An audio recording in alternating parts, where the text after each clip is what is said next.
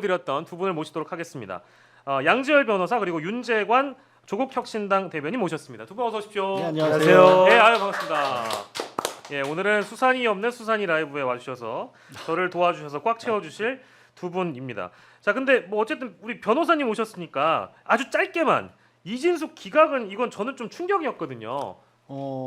사실 저는 이제 헌법재판소가 형사재판 형태로 탄핵을 소추를 하기 때문에 의결을 하기 때문에 네, 굉장히 엄격하게 따집니다. 그리고 어떤 정치적 메시지라는 것에 있어서는 분명히 4대4라는 게 어떻게 보면 이제 탄핵을 가결했던 민주당으로서 소기의 성과도 이뤘다라고 보고요. 예, 그러니까 국민들이 지금 워낙에 민감하시잖아요. 네, 워낙에 민감하시다 보니까 이거 하나만 결론이 이렇게 좀 바라는 바와 다르게 나와도 큰일 났다 막 뒤집힌 것 같다 막 이렇게 생각하시는 분들인데 그런 상황은 저는 아니라고 보고 있고 네, 뭐 이게 기각이 됐다고 해서 앞으로 이진숙 지금 다 말씀해 주신 것처럼 네, 마음대로 네. 할 수 있다거나 아니면 뭐 앞으로의 뭐 윤석열이나 이런 사람에 대한 탄핵 의결이 의심 걱정스럽다나 이런 상황은 전혀 아닙니다. 예. 그것도 사실은 만약에 탄핵 사유가 또 생기면 또 탄핵하면 되지. 즉 과거에는 그러니까 이진숙이라는 사람이 이런 일을 저지를 때만 해도 예. 아무런 어떻게 보면은 그 긴장하지 않고 예. 또 기록이라는가 이런 것들도 좀 제대로 남아 있지 않은 상황에서 막연하게 했던 부분들이 좀 있거든요. 예. 지금부터는 그렇게 못 합니다. 예.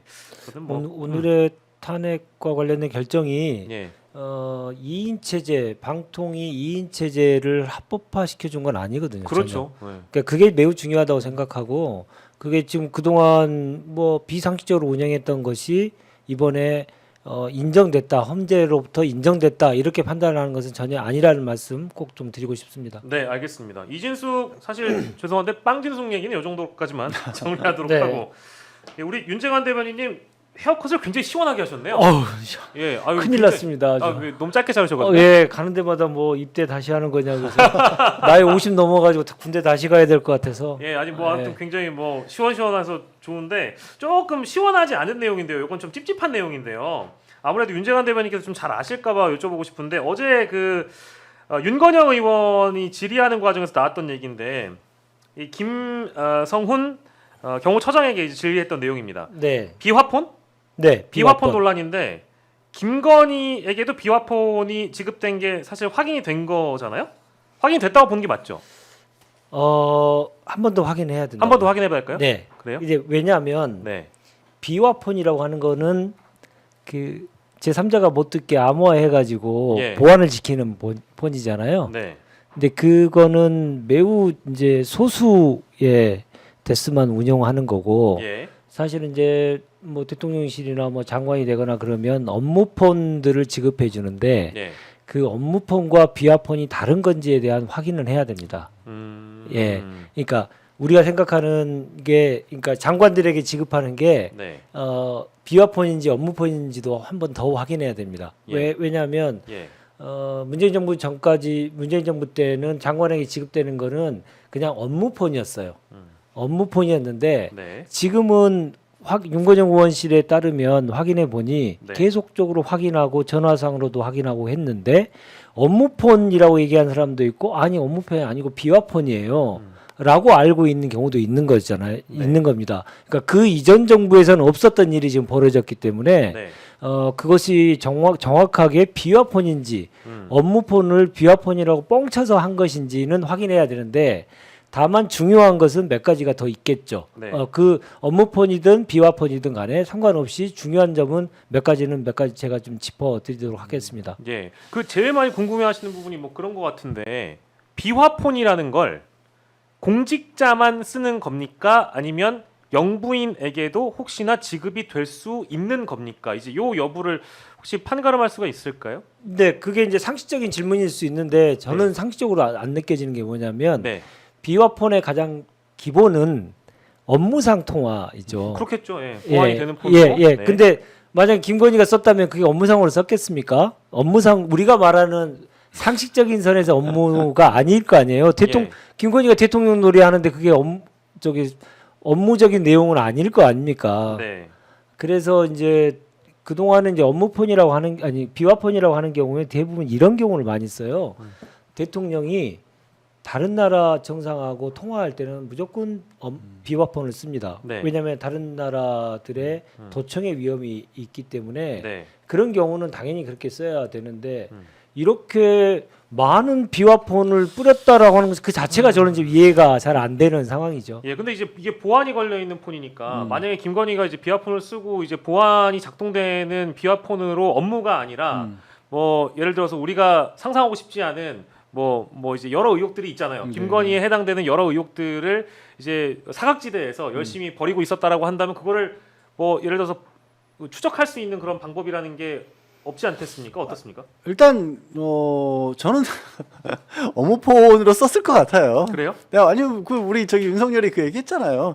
새벽까지 내 전화기 들고 문자 네. 답신해주고 있었다라는 얘기를 본인 스스로 자백을 했잖아요. 예. 그리고 이게 저 비화폰 쓰고 있다 보면 아니 윤석열이 중요한 얘기를 많이 했겠어요? 아니면 김건희가 더 중요한 업무상 얘기를 많이 했겠어요? 지금으로 보면은 아무튼 김건희가 그녀가 더 많이 했을 것 김건희가 같아요. 더 많이 했을 가능성이 있어 보이는 게 지금 국민들이 일반적으로 하는 상식이 아니겠어요? 그렇죠. 우리 윤재근 대변인께서는 공당의 대변인이시고 예. 또 이전에 청와대에 계셨으니까 저렇게 말씀을 하실 수가 밖에 없었겠지만 예. 저같이 그냥 막 나가는 사람으로서는 일반적인 수준에서 봤을 때는 그냥 김건희가 썼을 것 같아요. 그리고 그거에 대해서 물어보신 거에 답이라고 한다면 그래도 비화폰이기 때문에 명목상은 기록은 남아 있겠죠. 네. 사용 기록이 아마 그거 남는다면서요. 어느 정도 남는 거예요? 그 정리를 해드리면 예. 비화폰이냐 업무폰이냐 상관없이 네. 공이 운영하는 방식은 만드는 거는 국정원에서 만들고 그 예. 폰 자체는 운영은 경호처에서 한다. 네. 경호처에서 한다는 건 뭐냐면 경호처가 그 기록을 가지고 있다. 네. 그래서 윤건영 의원이 질문을 했잖아요. 서버의 보존 기간이 며칠이냐? 예. 그랬더니 이제 6개월 한 달 정도를 얘기를 상식적인 선에서 한 달 정도 아니냐 했더니 김성훈 차장이 이틀 만에 자동 삭제돼 버린다 이렇게 얘기를 하잖아요. 이틀 만에요? 이틀 만에 이렇게 답변을 했죠. 48시간 만에 그 삭제를 예, 한다고요? 예. 그러니까 업무폰이든 비화폰이든 간에 그거는 경호처 소관으로 해서 경호처가 모든 정보를 다 취합하고 있다는 거예요. 이게 매우 중요합니다. 네. 그렇다면 김건희가 어디에다가 통화를 했는지에 대해서는 경호처 특히나 경호처의 통신을 담당하는 사람들은 알 수 있다는 거죠. 네. 그리고 그것을 지워는 조건들을 변경함으로써 김건희한테 잘 보일 수도 있고요. 그리고 지우기 전까지 서버에 남아 있는 것들을 통해서 누구랑 통화했고 어떤 통화를 했는지를 안다는 거는 김건희의 비밀을 알 수 있다는 거잖아요. 그렇죠. 근데 그게 매우 중요한 거고 그리고 지금 김성훈 차장이 경호통신 출신이지 않습니까? 통신 특히 아무튼 예. 예. 그래서 그게 김성훈 차장의 저 승승장구가 그냥 그렇게 가벼이 보이지 않는다. 네. 이게 지금까지 나온 내용들을 보면 윤건영 의원실을 통해서 확인된 내용은 이런 겁니다. 장관이 임명이 됐어요. 예. 장관이 갑자기 전화 와가지고 경호처로부터 네. 전화기를 한 대 가져가라고 해서 가져왔더니 이건 비화폰입니다 하고 주는 경우도 있었고 네. 아닌 경우도 있었고 업무폰이라고 주로 하는 경우도 있었고 여러 가지 경우 수가 있어요. 네. 그러니까 다 장관이라도 다 비화폰을 준 게 아니고 경호처가 몇몇 장관들에게만 비화폰입니다 하고 제공한 거죠. 네. 그 제공한 거고 제공할 때 A4 2장짜리를 또 줬다는 거 아닙니까?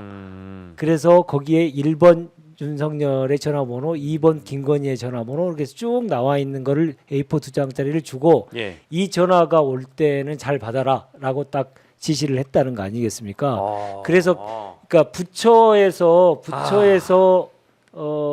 이 핸드폰을 업무폰을 지급한 게 아니고 예. 대통령 경호처에서 예. 자기가 필요로 하는 부처 장관들에게만 찍어서 오라고 해서 비화폰입니다 하고 줬다는 거예요.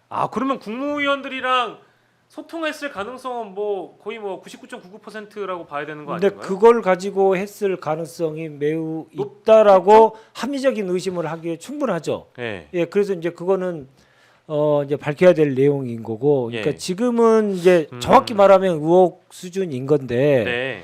왜 이상하잖아요.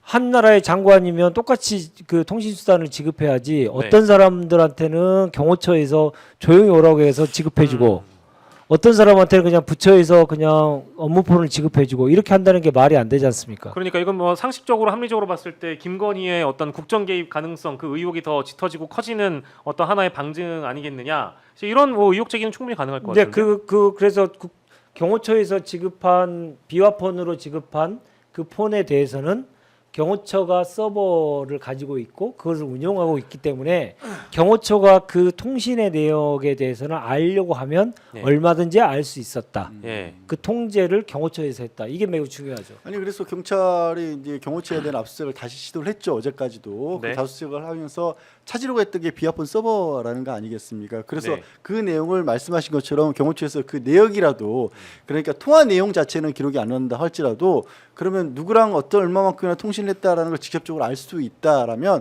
또 김건희의 국정 개입 여부라든가 아니면 계엄 당일이라든가 이럴 때 윤석열의 그 어떤 누구와 통화나 이런 걸까지도 알 수 있으니까 네. 그걸 압수수색을 하고 있다라고 하는데 김성호는 아까 얘기한 그게 사실이면 예. 이틀 만에 이틀 만에 없어졌는데 그걸 절대로 못 주겠다고 막아설 이유도 사실은 별로 없는 거거든요. 네. 그러니까 이거는 좀 확인을 해봐야 될 필요가 있다라는 당연히 거죠. 그렇죠. 예. 그리고 최근에 그 갑자기 김성훈 얘기하니까 그 생각났어요. 검찰에서 구속영장을 반려했다라는 거 아닙니까? 청구를 네. 반려했다라는 거고 뭐 언론 플레이입니다. 반려 아니고 기각이죠. 기각이고 해주지 않은 건데 그러면서 김성훈을 사실상 석방시켜줬고 김성원은 다시 이제 업무에 복귀를 했는데 그 이유는 어서 돌아가서 혹시나 이 내란의 가담자일지 모를 검찰 내부의 어떤 인사와 대통령실 대통령 혹은 김건희 누굴지 모르겠지만 비화폰으로 통화를 한 내역이 있으면 이거 가서 빨리 지워라. 우리도 다치면 안 되니까 검찰이란 기관을 보호하기 위해서 김성훈을 풀어준 거 아니냐. 이제 이런 의혹까지 나왔었거든요. 요거 같이 맞닿는 거 아닙니까? 왜 이런 의혹이 나올 수밖에 없냐라면 경찰에서 김성훈에 대해서 경찰에서 신청을 네네. 하는 과정에서 김성훈이 당시 특수공무집행 방해를 했다라는 거에 더해서 분명히 총기를 사용해야 될 우려가 있다라는 거 그리고 증거인멸도 지시를 했다 이런 내용들까지 경찰에서는 다 신청을 했다라는 거예요. 그런데 검찰에서는 뜬금없이 이미 대통령이 체포가 됐기 때문에 예. 제법 우려가 없다. 그리고 모든 증거들이 당시에 현장에서 체증이 됐으니까 증거인멸 우려도 말도 안 없다라는 되는 얘기를 소리죠. 들었잖아요. 네네. 누가 들어도 이상한 상황 아니겠습니까? 그리고 왜 막아야 되냐면 검찰로 지금 공수처에서 이 검찰로 이 대통령 수사를 넘겼기 때문에 윤석열 수사를 넘겼기 때문에 네. 이제 막 수사를 해야 되는 상황인데 김성훈이라는 사람의 변호인이 윤석열과 같은 변호인이에요. 공통으로 변호사를 쓰고 있습니다. 네. 그리고 이 윤석열에 대해서는 공수처에서 구치소에서도 서신도 예. 주고받을 수 없게끔 그러니까 김건희도 못 만나게 하게 해서 한 이유가 혹시라도 증거인멸이라든가 아니면 다른 어떤 공모를 할 가능성이 있다라는 것 때문에 차단했다고 하는데 막상 김성훈은 옆에서 근접경호를 하고 있어요. 헌법재판소 갈 때도 다 왔다 갔다 하고 있습니다. 그러면 맞습니다. 이게 모든 비밀들을 김성훈을 통해서 주고받는다면 막을 수 없는 구조를 검찰이 만들어낸 거예요. 핵심 인물이 돼버렸죠. 예, 뭐. 그리고 그때 당시에 나왔던 그 계엄 당일과 관련된 여러 가지 의혹들 중에 이거 지금 선거관리위원회에 니네가 가서 방첩사 이쪽에 갔을 때 나 이후에는 검찰 측에서 올 테니까 지원해줘라라는 그런 증언도 나왔어요. 맞습니다. 맞습니다. 그 부분은 아무도 좀 아직까지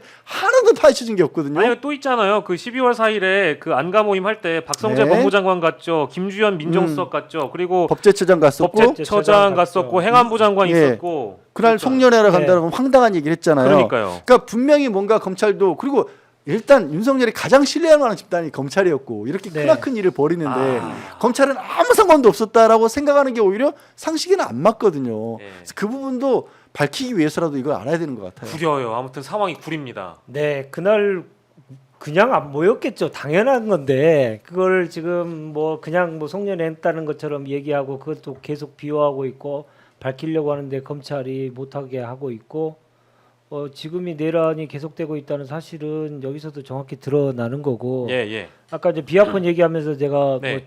또 시청자 여러분께 이렇게 정확하게 정리해 주실 거. 정리를 좀 해드려야 필요가 있을 것 같아서 한 번만 더 말씀드리면 일단 예. 장관들에게 비화폰입니다 하고 경호처가 핸드폰을 지급하는 경우는 과거에는 없었다. 없었다. 그런데 이 정부에서는 생겼다. 네. 근데 그걸 다 주는 게 아니고 선별적으로 줬다. 그렇죠. 그리고 그 줄 때 핸드폰 번호 목록을 A4 2장짜리를 주면서 1번 윤석열, 2번 김건희 이렇게 했다는 제보가 있다. 이미 있다. 네. 그렇다면 그 핸드폰의 서버, 그 핸드폰이 어떻게 활용됐는지에 대한 내용은 그 서버는 경호처가 가지고 있다. 네. 그리고 그 경호처가 가지고 있는 서버를 김성우는 이틀 만에 그 서버에 나와 있는 내용을 다 자동 삭제한다고 네. 얘기했는데 우리는 믿을 수가 없다. 네. 확인해야 된다. 네. 그래서 그 지급되는 그 경호처를 통해서 지급되는 폰을 통해서 김건희가 대통령 놀이를 하고 국정에 깊게 개입했을 가능성이 있다. 네. 그것을 이제 우리가 밝혀내야 된다. 예. 그게 이제 하나의 그 큰 맥락이다. 그렇게 보시면 될 것 같습니다. 예. 그러니까 이제 대통령실 그리고 경호처 이걸 이제 수사를 하러 들어가는 가장 큰 뭐랄까 그 배리어라고 해야 되나요? 장벽은 경호처의 실세라고 불리는 강경파라고 불리는 인간들을 신병을 확보해서 어떠한 조치도 할 수 없게끔 만드는 것이 상식인데 검찰이 풀어주고 이제 뒤늦게 이 비화폰 얘기가 터지니까 아 이게 누가 들어도 수상하고 정말 이런 표현 죄송하지만 검찰의 뒤가 구리다라는 느낌이 좀 강하게 드는 거예요. 네. 그래서 지금 경찰에서는 말씀드린 것처럼 압수수색을 계속해서 시도가 하는 게 예.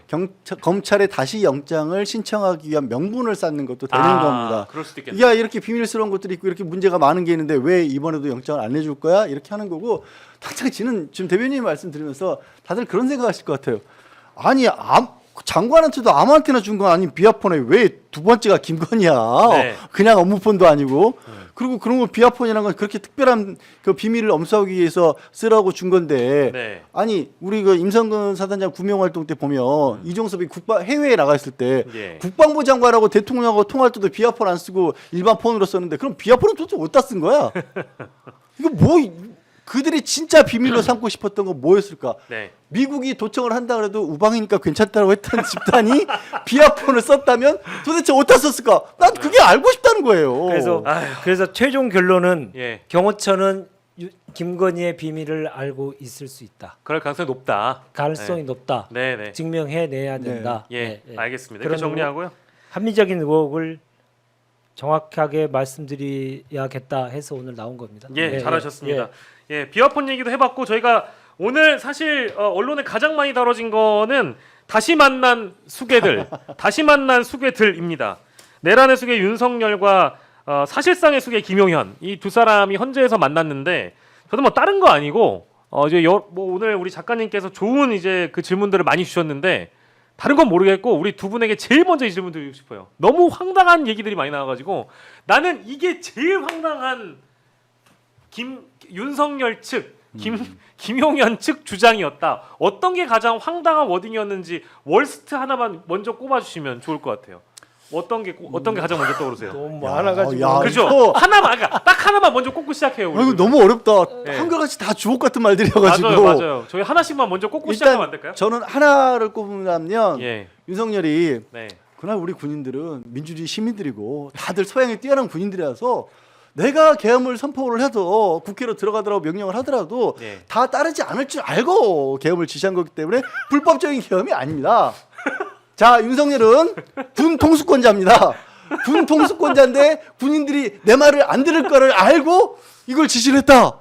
그래서 나는 군인들이 자랑스럽다. 이게 나라야? 아니 저도 그걸 뽑았거든요. 와, 진짜. 아니 거기에 그런 표현이 등장해요. 여러분 반민주적인 지시를 따르지 않을 거라는 걸 알고 비상계엄 조치를 했대요. 이게 뭔 소리야 도대체. 그러니까 본인은 이 반민주적인 계엄이 아니라며.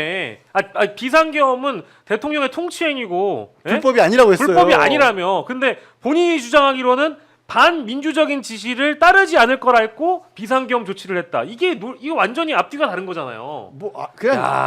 그냥 너무 주옥 같은 말이에요.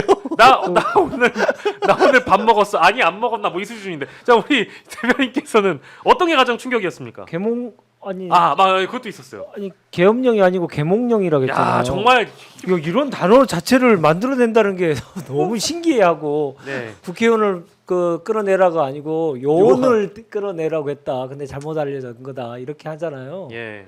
그래서 김용현은 저 특전사령관 탓을 하고 네. 윤석열은 김용현 탓하고 네.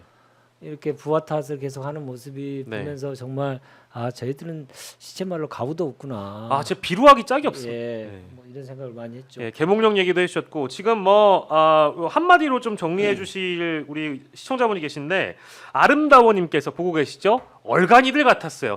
적확한 표현입니다. 제가 봐도 정말 얼간이들 같더군요. 그 말씀을 꼭 드리고 싶고 이게 그래도 직속 상관들이 최고 상관들이죠. 국군 통수권자고 그 아래 국방부 장관인데 이 인간들이 지금 다 지시를 듣고 국회에 쳐들어간 계엄군들 뭐 지휘부라든지 그리고 이제 계엄 수뇌부들 이런 사람들 지금 다 사실 깜빵 예약 중이거든요. 근데 이 사람들에게 뭐가 되는 거냐? 지금 증언들이 이미 다 나왔고 검찰 조사를 통해서 자신들이 지시를 받았다고 밝히고 있는데 헌법재판소에서 윤석열은 김용현한테, 김용현은 육군 장성들한테 그 계엄군 수뇌부들한테 책임을 미루고 있는 거. 네.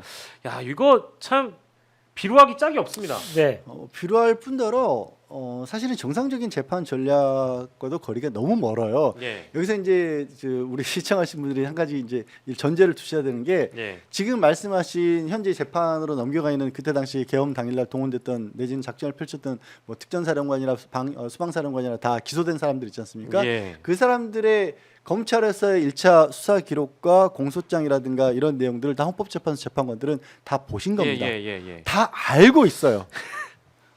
네가 무슨 말했는지 그날 밤에 뭐 했는지 다 알거든. 예. 그리고 웃으면서 그냥 웃진 않죠. 그냥 엄숙한 표정으로 그래 한번 얘기해봐. 네. 그런데 그 앞에서 그렇게 재롱을 떨고 있는 거거든요. 네. 완전히 헛소리인데 다만 이 부분 하나는 좀 약간 좀 주의라기보다는 이게 어떤 식으로 그동안에 윤석열이 수사를 해왔고 사건을 만들어왔는지를 보여주는 장면이 있었어요. 예. 뭐냐면 김용현에게 물어볼 때 이런 겁니다. 그때 당시 상황을 다 자기가 설명을 해요. 그때 포고령에 의사들 처단한다라는 네네. 내용이 들어간 것도 네. 그 처단한다는 내용이 상위법에도 어긋나고 있을 네. 수 없는 일이긴 하지만 예. 그냥 경고 차원에서 예. 냈다는 거 냈었죠?라고 하면 웃으면서 얘기를 해요. 네. 사람에 대해서 처단한다라는 말을 써놓고 웃으면서 거기서 얘기를 하거든요. 그랬더니 김용현이 뭐라고 하냐면 지금 그렇게 말씀하시니까 그게 기억이 납니다라고 얘기하는데 예. 이게 전형적으로 검찰 특수부식 수사 방식이에요. 예. 그러니까 사람을 불러다 놓고 저렇게 계속 이제 뭐 위압적인 상황도 만들어내고 그다음에 뭔가 불리한 상황을 만들어낸 다음에 박영식이 너 저 지난번에 만났을 때 그 곽수산이 마음에 안 든다고. 예. 내가 훨씬 더 잘했다고. 제가 그랬죠. 그런 식의 기억이 난다라고 예, 하는 예. 거예요. 근데 이거를요 계속 몇 번을 반복하잖아요. 네. 기억이 만들어집니다. 아. 네. 실제로 그 사람이 네. 내가 그랬었지, 그랬구나. 그랬구나로 돼버려요. 그 방식의 게 자기도 모르게 질문이 그런 방법을 쓴 거고 그런 식으로 헌법재판소 재판정에서 예. 서로 그런 식으로 짜고 있는 거예요. 네. 환희님 진짜 웃는 모습 소름 돋았어요. 야, 이러시는데. 진짜 어떻게 여기서 웃어? 아니 저는요 그 생각도 들더라고요. 분명히 국회 측에서 이 김용현 나오는 거 대비해 가지고 요 가림막 좀 쳐달라고 하지 않았습니까? 네. 요거 왜 안 해줬을까 생각도 좀 들고요. 아니 그 오늘 보니까 검사 윤석열이 막 딱 쳐다보면서 김용현한테 질문을 던지고 이런 대답을 듣는 과정에서 확실히 어떤 위기의 서열이 여전히 남아 있다라는 게 물론 이제 분리돼 있는 상황이지만 지금은 둘 다 구속돼 있지만 물리적으로는 그 상황에서는 다시 한번 과거의 어떤 위기의 서열이 또 이렇게 살아나다 보니까 김용현이 압박을 느껴서 그런 대답을 할 수밖에 없는 거잖아요. 그러니까 김용현이 오늘 했던 말과 검찰에 진술했던 내용의 톤이 조금 다르잖아요. 오늘은 모든 걸 다 내가 다 했다는 식으로 맞습니다. 이렇게 했고 왜 내란수계가 바로 앞에 있으니까 그렇죠. 그랬는데 검찰 진술 때는 윤 대통령이 포고령 관련된 법정까지 확인해가지고 네. 다 했다. 그래서 윤이 최종적으로 다 한 것이다라고 네. 해서 윤한테 책임을 떠넘기는 윤이 최종적인 책임자다라고 확정된 사람이다라고 하는 것을 매우 강조해서 진술을 했죠. 예. 그러니까 오늘하고는 많이 좀 다르잖아요. 네네. 그러니까 검찰 진술 내용도 다르고 오늘 헌재에 나와서 한 말도 다르고 이런 상황인데 오늘 나왔던 내용 중에 저는 재밌는 게 참 두 개가 있었는데 네네네. 김용현이 그런 얘기도 했어요. 참 오늘 억울했다고 생각했는지 모르겠는데 계엄령 선포 당시에 국무회의 네. 있지도 않은 국무회의였지만 이거 이제 물귀신 작전이죠? 예, 국무회의 때 계엄령에 찬성한 국무위원도 있었다. 이 얘기를 했잖아요. 나만 계속 왜 패? 다른 사람도 더 있어. 나 억울해 죽겠어. 이 얘기했던 거고 예. 비상입법기구 얘기했을 때 비상입법기구가 설치되더라도 국회의 활동을 금지하는 것은 아니다. 네. 국회 활동 금지하지 않으려면 비상입법기구가 왜 만들지? 왜 필요하죠? 그러니까요. 예, 술은 먹었는데 음주운전은 아니다라는 내용하고 똑같은 건데 그래서 예. 오늘 그러니까 한마디로 말하면 아무 말 대잔치 한 예. 거고요. 예. 실제로 국민을 조롱한 거라고 저는 생각합니다. 그러니까요. 그러니까 이런 상황이 왜 빚어졌냐면요. 예. 사실 그 처음에 계엄이 실패로 돌아가고 나서 명백하게 의도했던 바들이 다 제대로 들어가지 않고 나서 그 당시 장구성들이라든가 아니면 뭐 홍장원 차장처럼 처음부터 네. 거부했던 사람들이나 이런 사람들이 그 다음부터 한 일주일 동안 심지어 국민의힘 의원들조차도 처음에는 너무 커다란 일이 터져서 네. 도저히 수습이 불가능하다라고 판단했기 때문에 있는 사실들을 다 자백을 했던 겁니다. 다 털어놨어요. 예. 언론을 통해서도 얘기를 했었고 수사를 예. 받는 것에서 얘기를 했었고 근데 만약에 일반 사건이었고 뭔가 준비를 하려고 했으면 그런 사람들끼리 다 말을 맞추려고 시도를 했을 겁니다. 그리고 네. 말이 다 충분히 맞춰진 상태에서 수사에 들어가면 네. 되게 수사가 어려워져요. 예. 근데 이 상황은 그렇게 한 일주일 동안에 다 털어놓은 일들이 다 정리고 난 뒤에 예. 이미 국민들은 다 진실을 알고 있는데 네. 이제 와서 어떻게든지 이걸 수습해 보겠다고 자기들끼리 말을 맞추다 보니 예. 눈치껏으로 뭐 이심전심으로 이렇게 말하면 이렇게 해야 되는데 이렇게 말했는데 거기서 딴 데 똥볼 쳐버리고 이러는 거예요 지금. 이게 정말 근데 보고 있으면 화도 나지만 예. 오늘로 아마 확신이 드셨을 거예요. 아까 이준석 얘기할 때 제가 걱정하지 마시라 그랬잖아요. 예. 예. 예. 이 상황에서 누가 어떻게 여기 거를 기각을 해요? 그러니까요. 이거는 그러니까 완전 차원이 다른. 너무 네. 다른 거예요. 이거는 그냥 이건 교통 범칙금하고 그냥 어디 가가지고 뭐또 살인 저지른 거 그 정도 수준인 거예요. 이거는. 예. 그 오늘 신문을 보다가 이걸 네네. 봤는데요. 예. 일단 죄를 지었으면 검찰 수사가 시작이 되면 첫 번째 도망가고 네. 두 번째 부인하고 네. 세 번째 백쓰고 아. 이게 이제 정상 뭐 그 자범들이 주로 하는 스타일이라는 거잖아요. 네네. 예, 다들 뭐 그럴 다들 이해가 될 겁니다. 예. 그걸 똑같이 하고 있잖아요.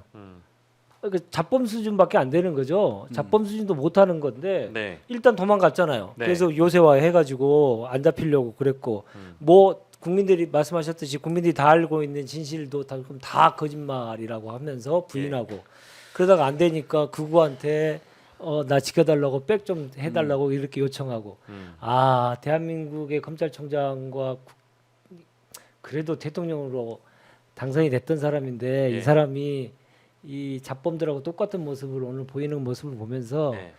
아 정말 어떻게 대한민국을 다시 세워야 될지 정말 깝깝합니다. 예. 예, 그런 게 사람들한테 많은 영향을 미칠 텐데 그걸 정상화하는데도 시간이 좀 걸리겠구나 오늘 보면서 그런 생각했습니다. 뭐 이제 새길로 좀 새는 것 같지만 오늘 그 조국혁신당의 박은정 의원도 그 지적을 했더군요. 저도 사실은 윤석열이 처음에 벼른길에 등장했을 때 유심히 보니까 제가 이제 메이크업 아티스트 분들에게도 물어보고 하니까 저건 네. 머리를 한 거고 눈썹도 네, 그렇죠. 그린 거고 아. 네. 파우더 친 거고 저거 뭐냐? 아니 제 피의자한테 저게 지금 수용자한테 저거를 누가 해준 거냐 이런 생각이 들었는데 좀 뒤늦지만 오늘 그런 지적이 혁신당에서 나와서 네. 그거 뭐 법무부에서도 입장 낸 거 제가 봤거든요. 뭐 문제가 없다라는 식으로 대답을 했는데 국민들이 받아들이기에는 이거는 예전에 박근혜도 그렇게 하지 않았거든요. 이거 뭡니까? 이거 어떻게 봐야 되는 거예요? 너무 충격적인 일들이 너무 많아서 에휴, 그 정도는 아무것도 아닌 거예요? 아무것도 아닌 거 아닌가라고 생각하지만 예.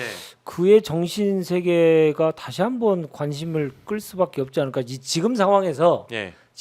화장을 한다는 게 사람입니까 그게? 그러니까 저는 그렇죠. 감사합니다. 사람입니까? 인간입니까? 예. 예, 그런 말씀. 그 한마디밖에 생각이 안 나더라고요. 사람일까라는 생각이 좀 계속 아니, 그러니까 하루 뭐 종일 들었습니다. 최소한의 예우라는 식으로 경호처 대통령 실 쪽에서 경호처 쪽에서 요구를 했기 때문에 이제 그것에 대해서 어느 정도 수용을 해줬다라는 그런 입장인데 저는 그 정신 상태가 아니 저는 그런 생각도 들었어요. 이게 여론전의 일환이잖아요, 변호사님. 네. 이게 지금 윤석열이 하는 짓이 헌재에 나와서 이런 모습을 보여주는 게 자신들의 강성 지지층을 더 집결시키고 어떻게든 안국역에 많이 모이게 만들어서 정치적으로 부활할 수 있는 노림수를 꾸미는 거라면 아니 더 불쌍하게 보여야 되는 거 아니에요? 아니죠. 그래요? 아니죠. 아. 일단 윤석열 몇 가지 생각해 볼 수 있는 문제점들이 있는데 예. 지금 굉장한 궁지에 몰렸다는 것 정도는 인지를 해요. 예. 그런데 가끔 이제 실제 일반 사건에서 형사 사건 피해자들도 그런 행동을 할 때가 있는데 터널 비전이라고 하죠. 진짜 자기가 보고 싶은 방향으로만 이만큼만 보게 되는 거예요. 이건 틀림없이 이대로 앞으로 가게 되면 터널이 끝이라고 저 빛이 나올 거야라는 생각으로 네. 찾아낸 방법들이 오늘 나와서 헌재에서 시전하는 헛소리들이거든요. 예. 그 터널 비전을 갖지 않는 상황이면 그런 말을 그렇게 헛소리를 못 합니다. 예. 누구도 믿지 않을 상황. 오죽했으면 오늘 헌법재판소 재판관조차도 김용현한테 너 이제 와서 진술 거부하면 우린 네 말 못 믿어 네. 라고 점잖게 알려주는데도 거부하잖아요. 예. 그런데도 그런 짓을 하는 거고 예. 두 번째 네. 그러면 그 터널의 빛이 찾은 거는 뭐냐면 헌법재판소의 기각까지는 안 바라는 것 같아요. 이제 아까 말씀하셨던 대변인이 말씀하신 것들 중에서 아직까지 우리가 쓸 수 있는 백은 있다. 그건 군중이다. 지지자들이다. 네. 그거를 해야 되는데 지금 윤석열 얘기하신 것처럼 윤석열은 불쌍해 보이는 게 아니라 예. 나는 정당하다. 나는 잘했다. 예. 내가 당당하다. 예. 나는 아직도 당신들이 대통령이다라는 모습을 보여줘야 되는 거예요. 예. 그러니 헤어하고 메이크업하고 나와서 사람들로 하여금 경배하게 만들어야 되는 겁니다. 왜? 지금도 정말 화가 나고 안타깝지만 서울구치소 앞에서 108배를 올리는 사람들이 있어요. 감옥에 계신 우리 대통령님 평안하십시오. 그런 사람들이 지지자들인 거예요. 이 윤석열의 지지자들은. 그러니까 그렇게 멀쩡한 모습을 보여야 되고 그리고 여담이지만 그 생각도 주변에서 있을 것 같아요. 야 이거 화장도 안 해놓고 내보내면 험해서 못 보겠다. 맞아요. 아, 그럴 여담이 수도 농담입니다. 있어요. 농담입니다. 아니, 그럴 수도 있습니다. 농담입니다. 예, 맞아요. 그리고 뭐 실제 구치소의 생활이 뭐 얼마나 편하겠느냐마는 어쨌든 나왔을 때 정상적인 어떤 마치 직무를 수행하는 것처럼 보여주려는 네. 대통령의 모습을 연출한 것이라는 말씀인데 그래서인지 몰라도 부정선거 얘기 자꾸 하잖아요. 앞으로도 계속 할 것 같아요. 지금 탄핵 심판 신청 증거만 500여 개 제출했다고 하고 대다수가 부정선거 증거인데 저는 헌재 재판관들이 부정선거에 대해서 접근하는 모습을 보니까 아니 이미 다 나왔어요. 표정에서 드러나고 말투에서 드러나고 반문에서 드러났기 때문에 더 하면 안 될 것 같은데 부정선거론, 증인 신청, 증거 채택 다 했습니다. 앞으로도 이걸 계속 이어가겠죠. 아까 정상적으로 내가 이 부정선거 의혹 때문에 비상계엄을 했다라는 거를 강변하려면 계속 이렇겠죠. 변호사님? 네, 그런 식으로 나가야 되는 거고요. 근데 이거는요, 좀 뭐 재미없는 얘기긴 합니다. 법원에서 뭔가 그 다툼이 있고 뭔가를 사실로 인정할 때 모든 주장에 대해서 사실로 인정할 때 증거가 필요한 건 아닙니다. 그러니까 헌법재판소에서는 이 자가 12월 3일에서 4일 동안에 했던 행동들이 예. 과연 정당한 계엄이었느냐라는 걸 따지는 거예요. 그래서 절차로서 국무회의가 있었느냐, 예. 그리고 진짜 국무회의를 통해서 하려고 했던 게 뭐였냐, 예. 계엄을 통해서 네네. 계엄에서 주장했던 것처럼 그 얘기 나왔지 않습니까? 도대체 반국가적 행위가 뭡니까? 예, 그 질문 그리고 하시더라고요. 그리고 도대체 왜 그 군인들에 대해서는 이렇게까지 동원한 겁니까? 이런 것들이 요건인 거지. 예. 지금 윤석열이 주장하고 있는 건 범행의 동기 정도인 거예요. 네. 범행의 동기를 입증하기 위해서는 꼭 증거가 필요한 게 아닙니다. 그냥 재판관들의 심증으로도 네. 주장으로도 판단을 할 수 있고 일일이 까다롭게 증거를 따지는 게 아니에요. 그래서 400개, 500개를 내더라도 그걸 하나하나 다 검증할 필요는 없어요. 그것 네. 때문에 막 마구잡이로 길어질 거다 그렇게 걱정하실 필요는 없고 예. 그리고 그럼에도 불구하고 윤석열 측에서 이걸 내는 이유는 예. 확신범인 거예요. 아. 이 부분에 있어서는 아직도 확신범이고 예. 그리고 확신범이고 점점 이렇게 목소리를 내다 보니까 네. 그 확신이라고 하는 것들이 또 누구가 공유하고 있냐면 아시다시피 극렬한 지지자들은 네. 아직도 그 부정선거 때문이거든요. 부정선거를 믿고 있거든요. 그 부정선거 이제는 국민의힘 일부 의원들조차도 예. 오염이 돼서 아, 네. 공공연하게 얘기를 하고 있잖아요. 최악이에요. 예, 그래서 그 효과를 기대하는 거예요. 그 효과를. 그러니까 이제 국민의힘이나 외부에 있는 극우 세력들한테 윤석열과 이 계엄 내란 세력들이 던져주는 일종의 떡밥이자 땔감을 부정선거라는 땔감을 계속 공급하는 그거를 거죠. 공급도 하고 자기들끼리 이게 뭐냐면 윤석열도 사실은 속은 거거든요. 네. 그거 유튜브한테 자기도 속은 거예요. 지가 뭘 알아서 하는 게 아니야. 네. 그냥 넘어간 거야. 예. 근데 이게 웃기는 구조가 지가 넘어가서 여기다 군부를 떼니까 예. 서로 활약을 주고받으면서 불이 점점 커진 거예요. 맞습니다. 근데 웃기지만 되게 웃을 수 없는 상황이 돼버린 거예요. 아니 네. 오늘 저기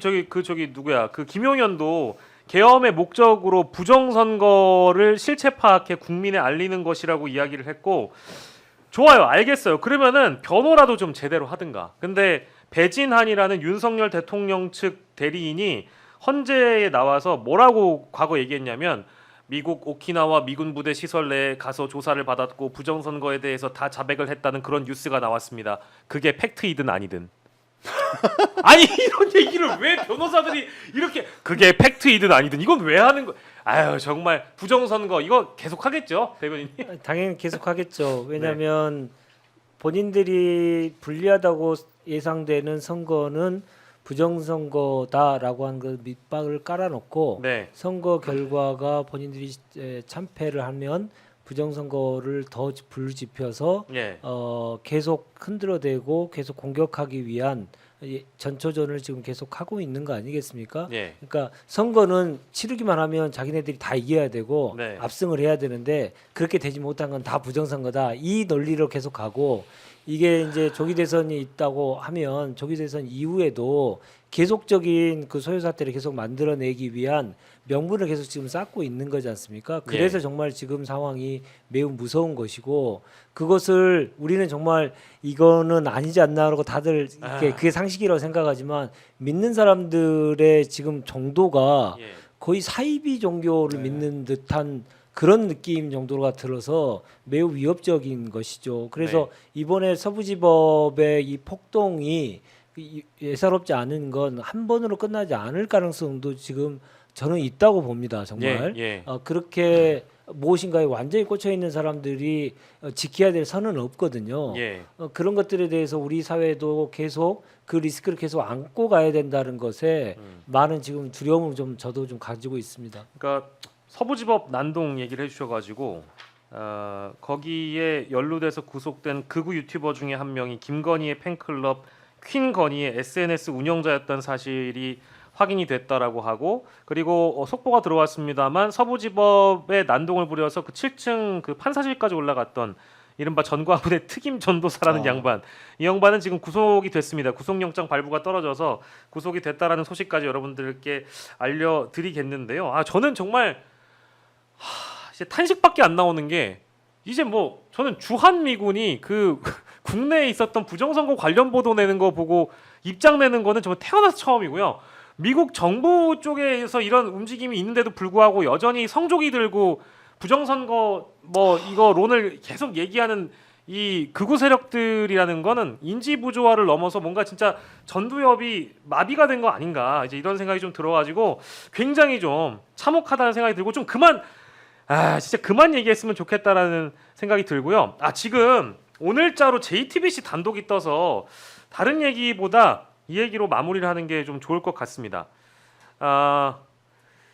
그 비화폰 얘기가 지금 경호처 쪽 관련 보도가 나왔는데 김용현 신복에 비화폰을 줬다. 김성훈과 소통 창구의 역할을 했다라는 제목의 보도가 나왔습니다. 그래서 JTBC 보도에 요약본을 좀 보니까요. 민간인 신분인 양모 씨라는 사람이 김용현 전 장관이 경호처장으로 부임하면서 별정직으로 경호처에 채용이 되는데 국방장관으로 자리를 옮기고 난 다음에서도 경호처에 남아서 김성훈 차장실에서 이 양반이 근무를 했대요. 근데 JTBC 취재 결과 이런 양모 씨에게 휴대전화인 비화폰이 지급이 됐고 김성훈 차장이 비화폰 관리 업무를 하다 보니까 이것이 어떤 김성훈과의 소통 창구 역할을 한 게 아니냐라는 뭔가 한 걸음 더 나아가는 진전된 보도가 나왔습니다. 이거는 뭐 수사를 당연히 들어가 봐야 될 내용인데요. 그러니까 지금 JTBC 내용은 그러면 그 양모 씨에게 지급된 그 비화폰. 비화폰이 사실상 김건희가 사용을 한 게 아니냐라는 뭐 거죠. 모르겠어요. 그리고 그런 것도 그 봐야 되겠지만. 가운데서 이제 김성훈과의 연락 과정에서 이걸 쓰도록 했다라는 거예요? 예. 그러니까 이게 지금 이제 김성훈 차장과의 연결성을 같이 봐야 되는 그런 보도인데요. 뭐 앞서서 우리 대변인님이 짚어주신 대로 이 비화폰이라는 거는 국가 기밀을 다루는 소수 직책에만 지급이 되는 거여서 이거를 지금 경호처 내부에 이번에 들어간 양모 씨라는 분에게 보안 휴대전화 여전히 경호처에 남아서 김성훈 차장실에서 근무한 사람이라고 합니다. 근데 이 사람한테 이걸 지급을 했다는 거예요. 이거 어떻게 봐야 될까요, 대변인? 김건희는 아니고 네. 김용현과 김용현. 김용현과 보안폰이 어떤 폰이냐가 매우 중요하고요. 보안폰인데 업무폰일 수도 있습니다. 그래요? 요거는 이제 좀 더 확인해봐야 됩니다. 네. 그런데 이런 폰들을 이 보도가 그냥 나오지는 않았을 것이고 아까도 네. 말씀드린 대로 이런 특수한 업무를 하는 분들에게 지급돼야 될 폰들이 자의적이고 선택적으로 이용하고 그 이용한 내역을 대상자에 김건희가 포함되어 있고 그리고 그것을 경호처가 계속 관리하고 있었다라고 예. 하는 것은 매우 중요한 문제가 되는 거죠. 그래서 이 양모 씨가 어떤 직책에 있었고 비화폰을 지급받을 수 있는 위치에 있었는지는 저는 잘 모르겠습니다. 아직. 네. 예. 정확히 확인해 봐야 되겠지만 근데 제일 중요한 아까부터 계속 말씀드렸던 비화폰을 선택적으로 활용하면서 김건희의 소통 통로로 활용하려고 했다는 것 예. 그리고 경호처가 그것을 다 알고 있었고 그것을 서버를 운영하고 있는 경호처가 그것을 김건희하고 어떻게 내통을 해서 그걸 지우고 뭐 이런 이 증거 인멸을 했을지 그것을 밝혀내는 게 매우 중요하다 말씀드리고 싶습니다. 지금 이제 베이시스 단독 본 내용을 지금 말씀하시는 동안 저도 좀 살펴봤더니 결국 이런 거네요. 김용현이 경호실장으로 있다가 국방부 장관으로 갔지 않습니까? 네. 그러면서 내란의 주역을 맡았던 건데 예. 그러면 지금의 수사 과정에서 지금은 경호처가 단순히 이 계엄 이후에 윤석열을 보호하려고 했던 부분만 가지고 지금까지는 크게 논란을 삼았었는데 예. 한 가지 이제 크게 의심할 수밖에 없는 게 그러면 그런 어마어마한 일을 벌이는 동안 경호처는 뭘 했냐라는 생각을 할 수밖에 없잖아요. 범죄 윤석열이 밖에 나가서 여인영이니 뭐 저 곽종건이니 다 만나고 다닐 때 예. 그리고 안가를 아까 잠깐 얘기했던 것처럼 그 박성재라든가 이상민이라 이런 사람들이 청와대 안가를 쓸 때 네. 경호처가 다 관리를 했을 수밖에 당연히 없고 알았을 아니, 가능성이 안 높죠. 가는 경호처의 소관이죠. 윤석열이 그리고 합참에 들어갔든지 아니면 결심지원실 같은 데 갔을 때도 당연히 경호처장이나 경호차장이 갔을 테니까 예. 계엄과 관련해서도 이전부터 뭔가 알고 역할을 했지 않았을까라고 예. 하는데 공교롭게도 그 김용현이 경호실장을 맡고 있다가 국방부 장관으로 가면서 예. 남겨놓은 인물이 양모 씨라는 인물이고 그렇죠. 그 인물이 김성훈에게 이제 김성훈의 관리하에 있었다는 거잖아요. 그러니까 예. 예. 김성훈에게 밖에 나간 상태에서도 국방부에 가 있으면서도 대통령 주변에 있었던 일을 김용현은 다 알고 있으면서 거기로 의사를 전달하기도 하고 혹은 또 자기에게 불리한 사람 일이 있으면 문제 삼는 걸 또 차단할 수도 있고 뿌라치처럼 심어놓고 예. 예. 이번에 경호실에서 논란이 된 과정에서 네. 막상 경호처장인 박종준은 예. 사의를 표명하고 떠났지만 예. 차장이 남아서 모든 일을 지금 진행을 그렇죠. 했었잖아요. 그렇죠. 예. 여기서도 김성훈이 그러면 생각보다 큰 역할을 했다라는 거가 나올 수가 있는 거고 예. 거기에 더해서 김성훈은 누구랑 가깝냐? 김건희랑 가깝다. 그럼 김건희는 과연 계엄에서 무슨 역할을 했었을까? 예. 이런 것까지도 이 폰에 의해서 많은 것이 밝힐 수 있다는 얘기가 네, 나온 그러니까 거네요. 김성훈이 단순한 김건희의 기쁨조 역할을 한 게 아니고 예. 김건희가 하고 했던 여러 가지 불법적인 것들을 알고 있는 범죄 공동체 그리고 그것을 증거를 인멸하는데 앞장선 그러면서 본인은 입신영달을 한 그런 범죄 공동체일 가능성도 있다. 이런 가설을 세워봐야겠죠. 예. 이게 그 모 유튜버에서는 뭐 양집사라는 이름으로 뭐 누군가 언급을 왜 했던 양씨야? 누가 몰랐네요. 그렇게- 양씨였네. 그렇게 따지면 저 윤씨인데 살 수가 없습니다. 왜 양씨예요? 그러네. 윤씨 양씨는 아이고.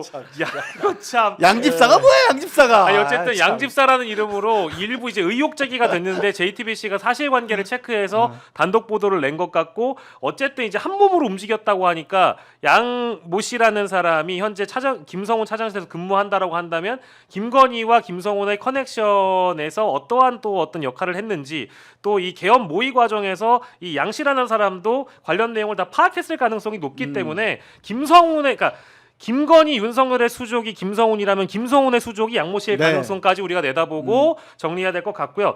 자 그리고 김성훈 차장에게 내일 다시 경찰이 출석을 통보했다는 소식까지 알려드리면서 마지막 1부는 짧게 좀 저희가 쓸 건데 공수처가 오늘 넘겼습니다. 검찰에게 공소 제기를 요구하면서 니네가 수사해라 하고 넘겼어요. 저는 뭐 역량에 대한 객관적 평가를 할 줄 아는 공수처의 용기에 어쨌든 박수를 보내고 싶고 그간 수고하셨는데 공조본의 해체가 안 된 상태에서 내란 가담자들을 또 수사할 거니까 역할은 끝난 게 아닙니다. 예. 그래서 윤석열에 대한 부분이니까 요 부분에 대해서 일단 검찰로 넘어간 윤석열 수사 잘 될 수 있는지 그 전망만 짧게 부탁드리겠습니다. 양지열 변호사님.